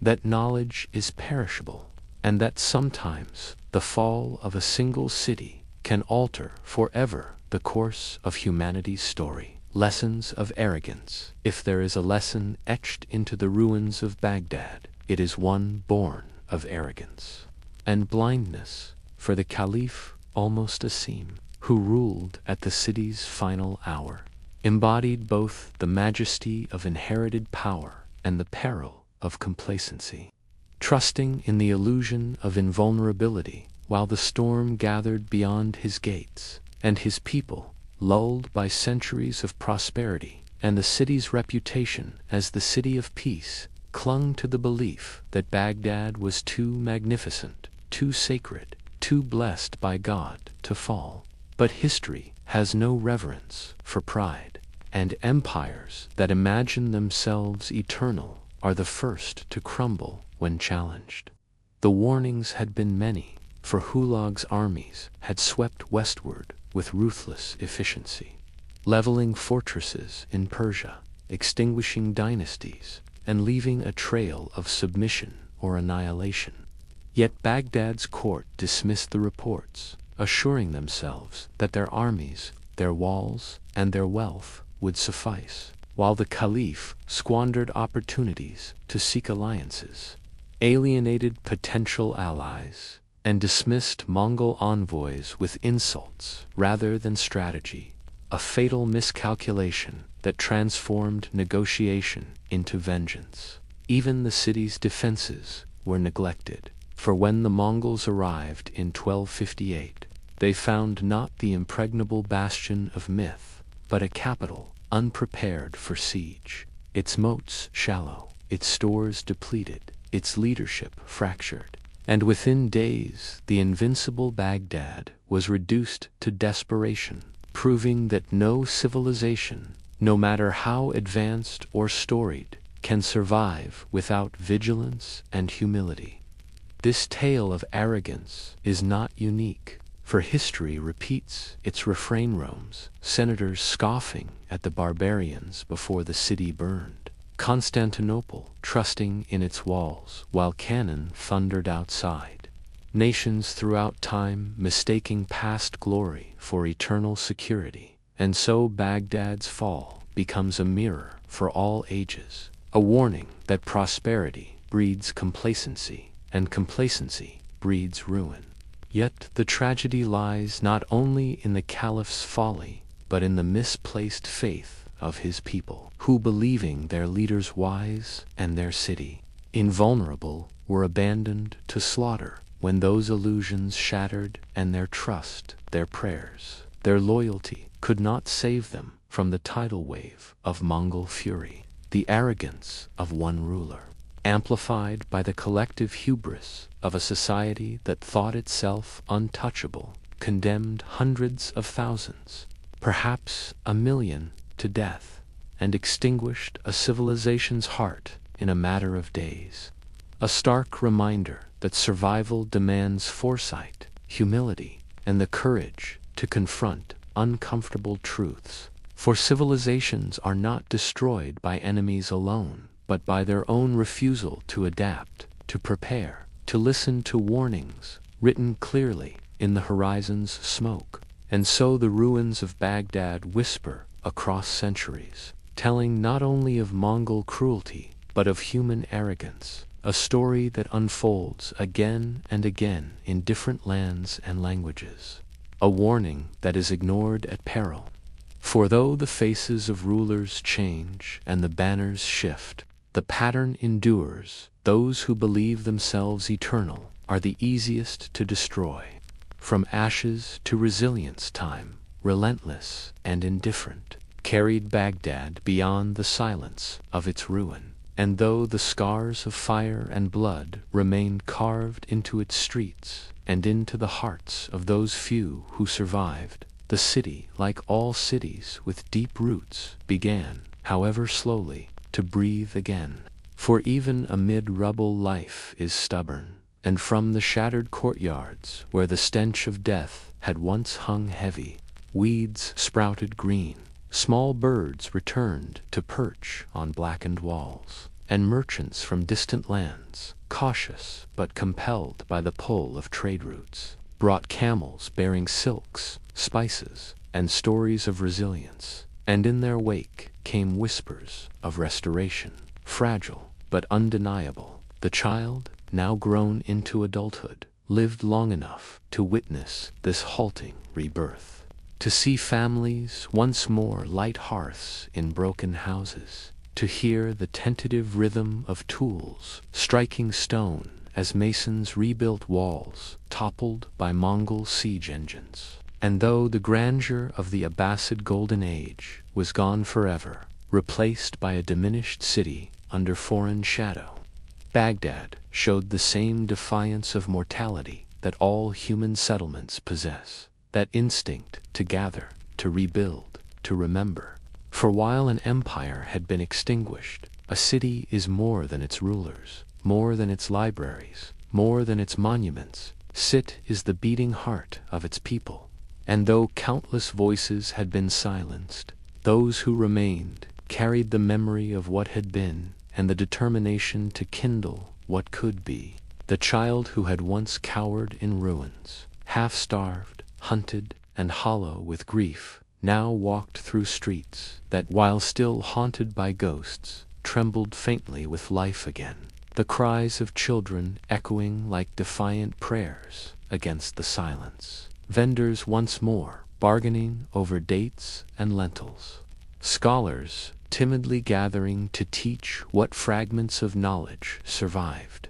And though the river that had once run black with ink flowed clear again, its waters now bore witness not only to destruction but to endurance. It was not the Baghdad of old, the radiant jewel of the Islamic Golden Age, but it was still Baghdad, battered, yet unbroken, carrying forward its spirit in diminished but enduring form. And in that resilience lay a lesson as profound as the warning of arrogance that had brought its fall. For civilizations die, but humanity bends, breaks, and yet somehow finds a way to rise. The child, standing at the edge of the rebuilt marketplace, could still see the shadows of fire in memory, still hear the screams in dreams, still feel the ghost of hunger gnawing at an older body, but also heard, in the laughter of the living and the hammering of builders, a kind of answer to all that loss, that survival, though fraught with pain and haunted by absence, is itself a form of victory, and that even when the greatest libraries burn, when rivers run black with ink, when a city of peace becomes a city of graves, there remains within the human spirit an ember that refuses to die, a promise that from ashes, life, however fragile, will always return. Closing reflection: I was only one among thousands who lived, though most who drew breath beside me in those days of fire and ruin did not last long enough to see what remained when the Mongols had gone. And I carry that weight like a stone in my chest, for survival is not simply the continuation of breath, but the inheritance of memory. And my memory is a tapestry stitched with screams, with the smell of charred wood and burning flesh, with the river that ran black with the knowledge of centuries. And though the world has moved on, though Baghdad rose again in fragments and shadows of its former glory, though the Mongols themselves became part of history's long arc, I still hear the voices of the lost, my mother's soft lullabies drowned in terror, my father's calm words that could not shield us from swords, the laughter of neighbors now reduced to duststand. I have learned that to live after such a storm is to be a vessel for echoes, to be a keeper of stories not one's own, for no historian's pen, no chronicler's lament, no scholar's sermon can carry the same ache as the memory carved into the marrow of a child who watched the world collapse around them. I am older now, and perhaps my years are numbered, yet I speak not for myself, but for the multitude, who cannot, for every street that lies beneath the soil, for every book whose ink was spilled into the Tigris, for every innocent whose blood became the mortar of conquest, because history may name the conquerors and count the dead, but it often forgets the silence of the survivors, the hollow stares of children who walked alone through cities of ghosts. And I will not let that silence swallow me.